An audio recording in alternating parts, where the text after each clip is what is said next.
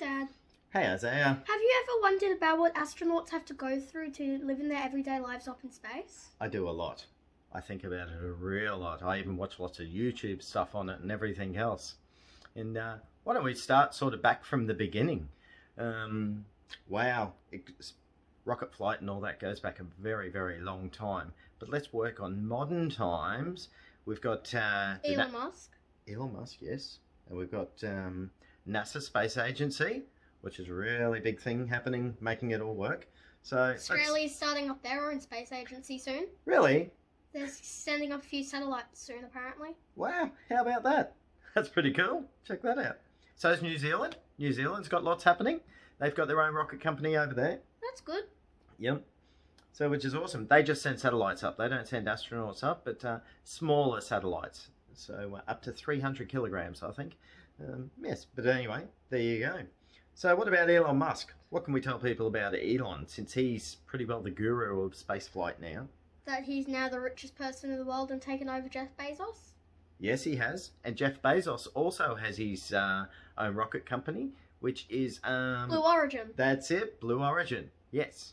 And he's doing well as well. Probably not as well as Elon Musk, and that's why he's overtaken him and become the richest man. But that's all good. The more competition, the better, I say.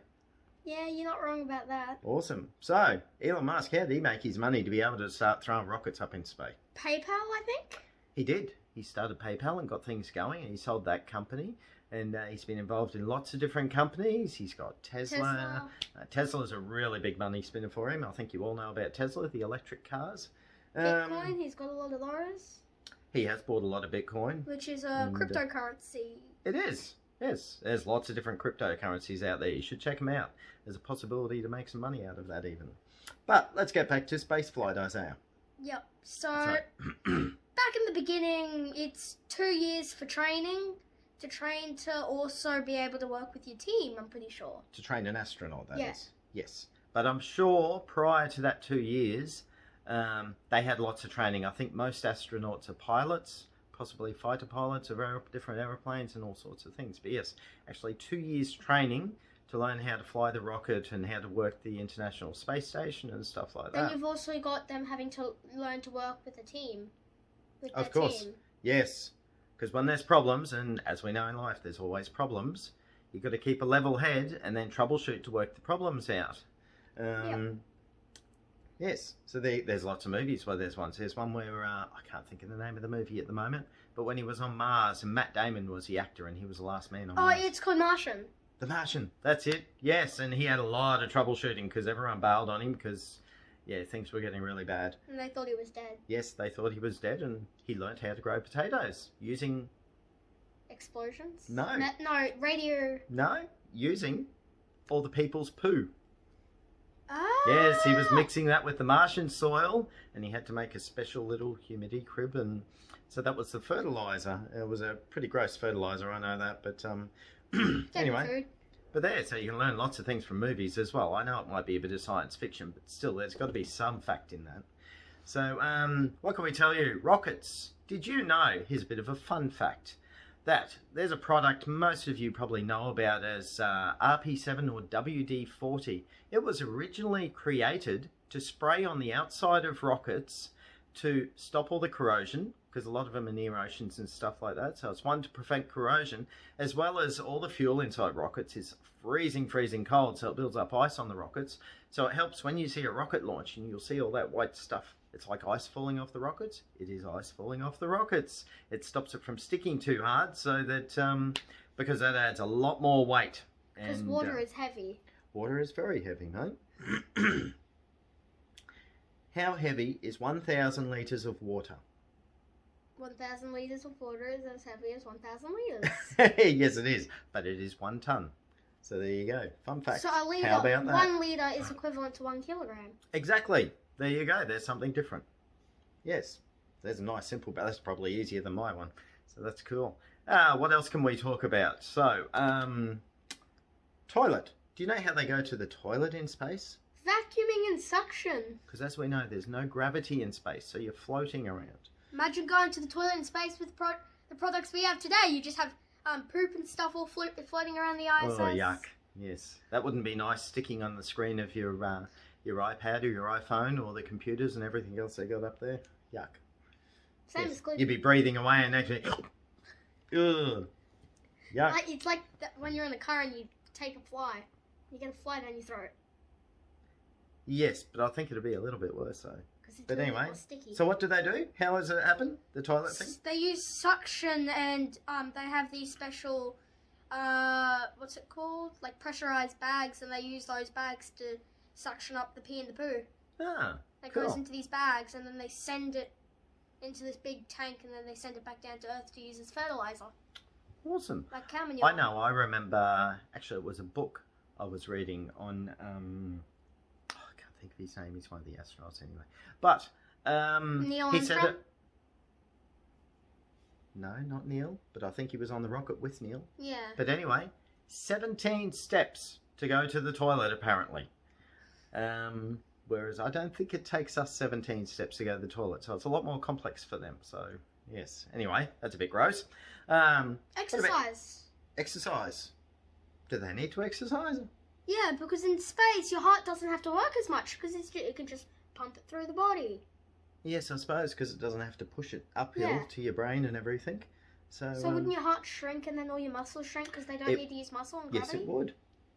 That is a good thing. So, yes, actually, astronauts have to exercise for about 2 hours per day to keep their fitness levels up and to keep their heart working. So, when they come back, so recently we had, we've had quite a few astronauts going up, but a big one was Bob Behnken and Doug Hurley, who went up in the Crew Dragon Demo 1, And they stole which was the the little first time dinosaur. SpaceX...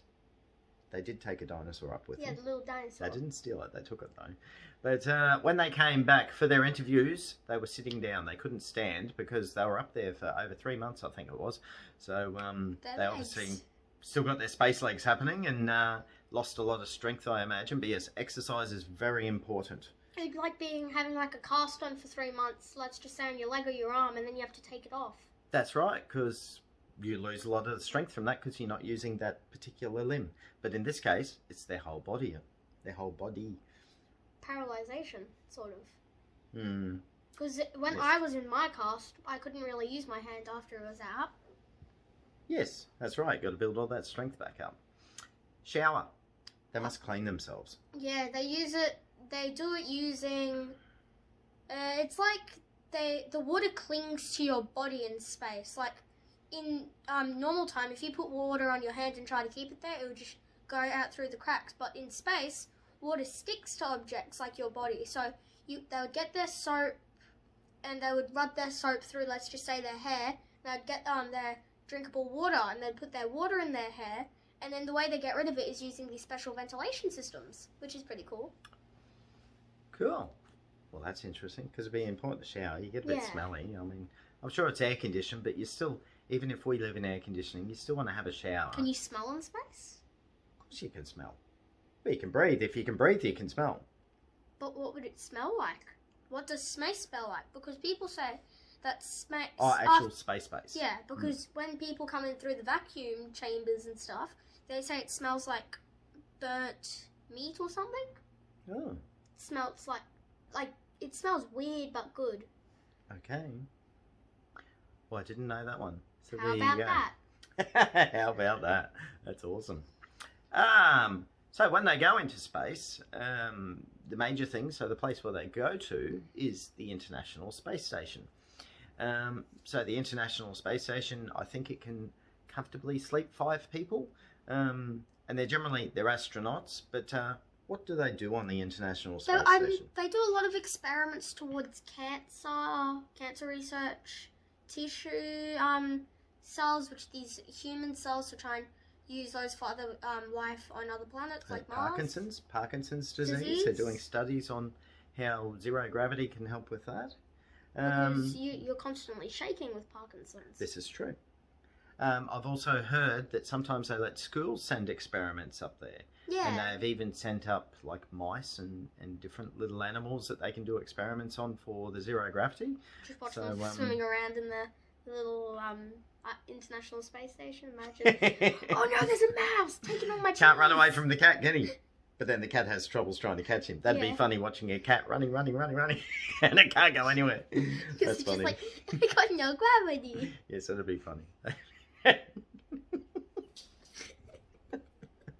That'd be awesome. Oh, wow. Did you know that with the International Space Station, how long does it take? See if you can answer out there. How long does it take for the International Space Station to do one lap of the Earth all the way around our globe? Have a think about it. Have a think about it. Now, while you're thinking about it, I will Post it in also the tell you comments. how high up it is 400 kilometres high. It's Ah. 400.637 kilometers. Okay. Something But like yes, that. so we'll just say 400, close enough. So that's how high it is. And when it's flying above at night time at a certain time, you can actually see it. It's a very, very bright, looks like a very, very bright star flying through the sky, which is really awesome when you see it and know that there's people up there living on there. So that's pretty cool. So, once again, have you got the answer? How long does it take for it to do one lap of the Earth? Post it in the comments. Yeah, no, bugger it. Tell them the answer. It is 90 minutes. 90 minutes, that's right. That's pretty quick. So that's what, the length of an average kind of movie? A movie goes for 1.5 to 2 hours. So there you go. That's how long it takes to go around once, which is really cool. Did you know the International Space Station has a little engine on it to stop gravity on Earth to pull it back down? It does, because it's not high enough that it is still affected by the Earth's gravity to pull It's it just down. not as affected. Because if it was, it would just be this like maybe 400-ton junk just going. Yes, that'd be pretty ugly. So that happened a long time ago with the first space station, which was called Skylab. And it crashed into, parts of it crashed into Australia, actually. We're in Australia, if you didn't know, by the way. G'day. Skylab. Skylab. Yes, that was the first space station. It was a bit of a flop, I think. But Yeah. yes, so there you go. There's a bit of a fun fact, something for you to Google. We're always looking for something to Google, I'm sure. What about the G's that they undertake when going up into space? I would think it would be a lot because you've got all that push of the rocket engine sending you up. So I suppose G's would be like when you're in a really fast car and they put their foot flat and it just throws you back in the seat. Is that what G's is? Yeah. Okay. So do you know how many G's on average a astronaut would feel? It would launching be into around space? 3 to 4 G's, I would say. Wow, that's awesome. And that is true. Yes. So Just imagine 1G is what we're feeling when we're not moving. So imagine double that pressure. So with a rocket, it's 3 times the pressure of the Earth's current gravity. So that's pretty cool. That's interesting. So what would you feel when coming back down into Earth? Because if A you're in big the splat. space, no, as in with yes. if you're coming back through space, wouldn't you feel like no G's whatsoever because you're staying with the shuttle and the shuttle is taking that? Yes, you would, but there would be a point where it has to, as it's coming down into the atmosphere, it's got to slow down. So if we think back to the space shuttle, that's an easy one to think of. It was like an aeroplane, so it flew down belly first like this, and then it would, as the atmosphere builds up, there's resistance, which is going to start to create gravity inside it. So it wouldn't just suddenly turn on, it would take time to build up, and then they So would be your body feeling would get used to normal it. gravity. Well, Yeah. sort of, yes. They're not. It's not like they're hitting a brick wall or anything. No, but wouldn't the gravity feel a lot more than it was? It probably would, because they've been in zero gravity for so long. So what happens if you come from Earth, go to the International Space Station, then go to Mars, and then come back to Earth? What would Earth's gravity feel like then? Well, I don't know. It would feel really heavy because in Mars, isn't it like twice as much gravity? It's about 1/3 of our gravity, so it's a lot less. So which means you can jump a lot higher, which means if you're playing basketball or volleyball, you can get over to the other person's side or Wow. hoop easy. You'd have time to do somersaults and all sorts of fancy things if you can jump way higher. We need the acrobats. That would be awesome. It's just you have to wear the spacesuits on Mars. Well, not if you're inside a building, though. It's got all True. air and everything like that. How cool would that be? That'd be so cool. Just imagine you running and then you like jump. When you jump, you go further, Yes. Might be quicker to jump than run. like in Minecraft and other video games. Well, there you go. Isaiah likes video games. Hmm I used to when I was younger. I don't have as much time for them now. Unless it's like space games when you're bored. Yes, I do have the odd one that I do dabble with. So you may be wondering lots of stuff about rockets and all this sort of stuff, and we just don't have the ability to be able to give you all that information because there's only so much information we can give you. But we follow lots of great YouTubers. Like, what about that? No, what about it? What about it? Yes, that's right. Evan and Okay, Caitlin? yeah, they don't do SpaceX Space, stuff. but They they do do a a lot of- resin. They do pretty trippy stuff. They're awesome.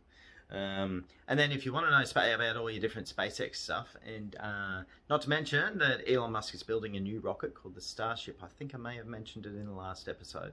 So he's had successful attempts at flying these new rockets. They're going to be, actually not going to be, they are 9 meters in diameter. Which is enormous.